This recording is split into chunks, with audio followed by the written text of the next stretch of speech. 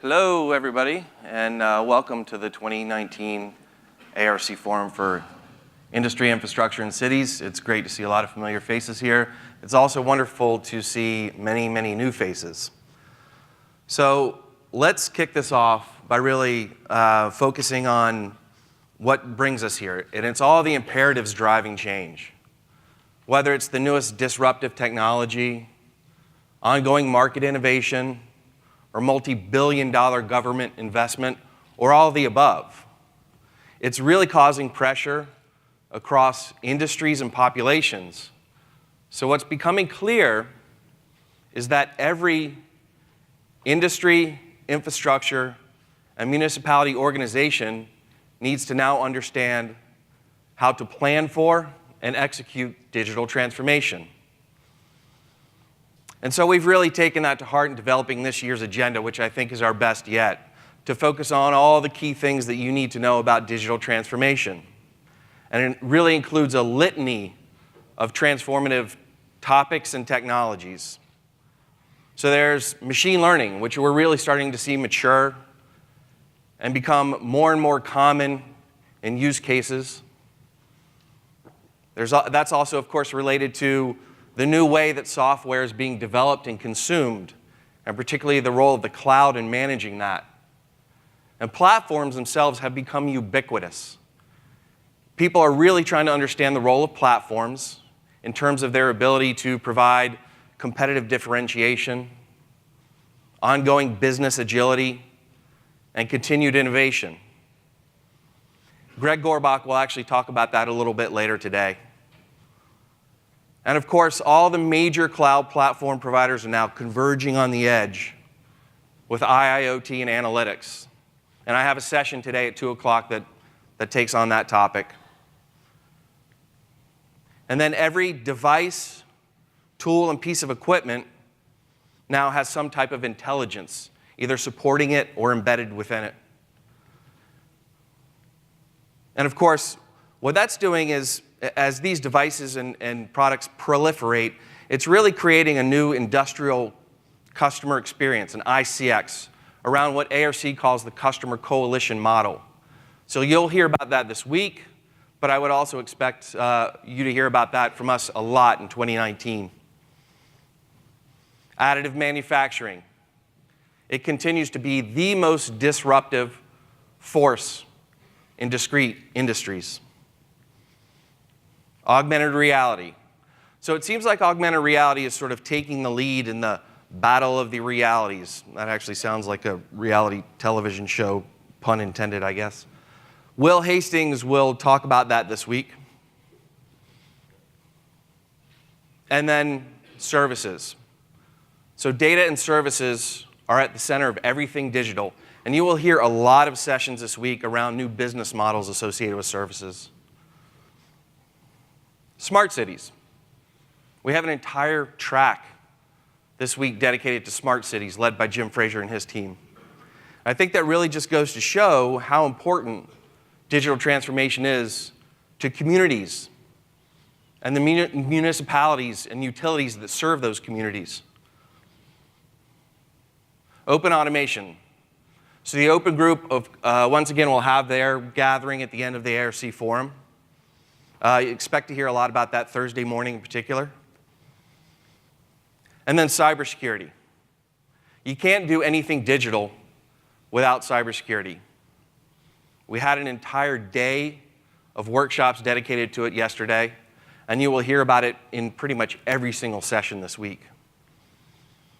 And then something very near and dear to my heart, which is the role of humans in digital transformation. I've written about it, I've spoken about it, not just here but abroad. It's really a global issue. To be successful with digital transformation, you really have to account for people. In fact, we have on Wednesday, I believe, back-to-back sessions around the role of people in digital transformation. There's a workshop at 2, and then at 4 o'clock, I'll lead a session with 3 wonderful speakers that are going to talk about human-centered digital transformation. So we have all these topics and many more. It's an extremely rich agenda, so take advantage of it. I need to also mention the Digital Transformation Council. So we have almost 150 members. So the DTC, as we call it, is a group, a community of end users. Sorry, vendors, you're not allowed. But what it's designed for, and it was an idea brought to us by our end user clients, what it's designed for is to provide a mechanism for end users to share and collaborate, not just within their industries, but across industries. We had a wonderful, wonderful meeting yesterday, lots of energy. It'll continue to grow in 2019. If any of you are out there and you're not members yet and would like to hear about it or join, just come find me, Greg Gorbach, Valentine DeLue, or really anybody at ARC, and we'll get you sorted out. So, with this push to transform not just businesses, but entire industries, one of the things I like to do is just spend a little time and discuss the role of strategic planning, business planning, in a world of digital transformation. A lot of people come to me and they'll ask me, how do I create and execute a digital transformation strategy or plan or roadmap, or call it whatever you'd like? It's clearly a challenge point for many. And I think it really has to do with the expectations of digital transformation. Yes, there are a lot of pressures, but businesses expect to gain massive, game-changing benefits when it comes to digital transformation. Yet you look at these numbers. These numbers are an amalgamation of ARC research. And if you look at outside other publicly available data, you'll see within just a few percentage points of these, 80% of industrial companies are undertaking some type of digital transformation initiative. Yet less than 11% of those companies are seeing sustainable success when it comes to those initiatives. That's a massive gap. And I don't need machine learning to tell me that there's something wrong with that picture. So why is that? Well, there are really some common missteps that I see frequently, and they're all related to flaws in the digital transformation business planning process. So the first is people are overwhelmed by the possibilities of digital transformation. Larry touched on that. There's so many things you can do. And overwhelmed by those possibilities, what do people do? They set off in the pursuit of technology. Yet nobody wants to deal with the elephant in the room. It's the organizational impediments, cultural barriers that limit transformation. So if you look at this first misstep, all these possibilities, there's so many challenges, so many opportunities. Some of them we recognize them, but they're still really difficult to deal with. And some of them are simply unforeseen at the moment, yet we have to plan for them. It's that whole concept of future-proofing. So with all of these possibilities, and I could have put together 100 slides, 1,000 slides, 10,000 slides with these types of bullets. With all these possibilities, people can't answer 3 simple questions. What should I do? Why should I do it? And when should I do it? And so what they do is they think of digital transformation in terms of technology. Without a good compass to provide direction, many companies just gravitate towards that technology. And I think that's a pretty natural progression. However, it just adds to the problem. So given all of this marketing, all of this hype, all of these new pathways to technology and solutions, people don't understand how to compare vendors in meaningful ways. Am I comparing apples to apples, apples to oranges, apples to spaceships? Who knows? And let's look at analytics as an example, because it's become a cornerstone for what people want to do in terms of digital transformation. What often happens with analytics is people are asked to make decisions outside of their areas of expertise. And this is really when I think organizations make the misstep of having technology become digital transformation. So in this case of analytics, it's very common to ask operational folks, business leaders, business unit leaders to understand really complicated IT architecture or advanced math. Not only are we asking them to understand that, we're asking them to understand how to apply that to their areas of responsibility, and that's just a bridge too far. So people do what people naturally do. They try to find some good starting point, and they gravitate toward functional components. And they start to look at things like techniques, users, user experience, tools, deployment methods. And it's not that those things aren't good to know, but you can't build a roadmap with the answers to them. So what do people do?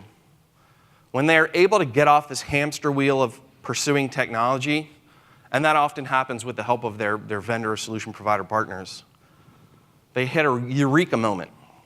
Well, if I concentrate on the business need, that's going to solve the problem. And this defined business need really becomes the stepping off point for digital transformation. So companies pour tons of resources and effort and money into the stepping off point around a business need. And ARC is really now seeing a very significant part of the market in this state. And the idea is simple, and in my mind, it's very logical. So the business need, what does it do? Provides the definition for what's being transformed. That, in turn, delivers a filter of sorts. So with that business need in mind, I understand the data, processes, people, technology, customers, et cetera, involved. And then the output is a deployment that takes a repeatability approach to scaling. So it's the crawl, walk, run. If I can solve my business need, then I simply look across my organization for other business needs that look similar, and I apply the same approach. Voila, scale. But here's what happens almost all the time. People start out very engaged, saying, hey, let's do this digital transformation. But along the way, inevitably, they encounter some type of organizational impediment. Data. That unstructured stuff, I don't want to deal with all that right now. It's too much. Oh, those people. Let's not tell them what we're doing. Or let's minimize their involvement. Because, everything they say starts with the word no. That's way too big a scope. Let's dial it back, people. Let's dial it back. Let's just deal with that little set of assets and that plan over there, and we'll see what we can do, and then we'll go from there. Or governance. We're just not allowed to do that. So that wonderful thing we thought we could do, we can't do it. So what do you have? You have a business need. And your digital transformation is still defined by that business need, but you've added another pillar, and that's manageability. We can solve that business need, but it's all about manageability. We can understand it. We can do this. Well, that's not transformational. That's incremental change. So you see the impact that cultural barriers have on digital transformation. They put artificial limits around possibilities, around thinking. So the business need may get solved, but it's rarely transformational change. Now, put away your bazookas and slings and arrows. I'm not saying that the business need isn't important. It's exceedingly important. But you can't start too early in the process with the business need. So, begs the question, how do I break through, confront some of these cultural barriers so that I eliminate those artificial means around digital transformation? With digital transformation, you have to have some way to create what I call a connective tissue between your business strategy and all the granular aspects of execution around your digital transformation initiatives. So what this does is it enables the organization to have some type of adherence to a very cohesive business strategy at all levels of the organization and throughout the entire transformational process. And what this does, it helps people have a means for prioritizing initiatives and defining them within a digital transformation context.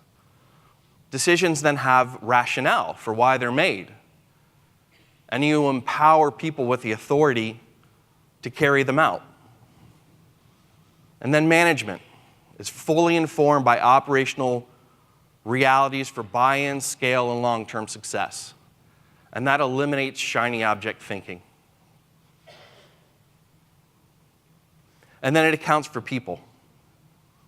Every single step of the way. What role they need to fill. How they derive purpose and value as change occurs. So to ensure this alignment, ARC recommends a 3-step process for planning digital transformation. And everybody wants to skip step 1. And why is that? Because that's where you deal with cultural barriers. That's where they're surfaced and seen and defined.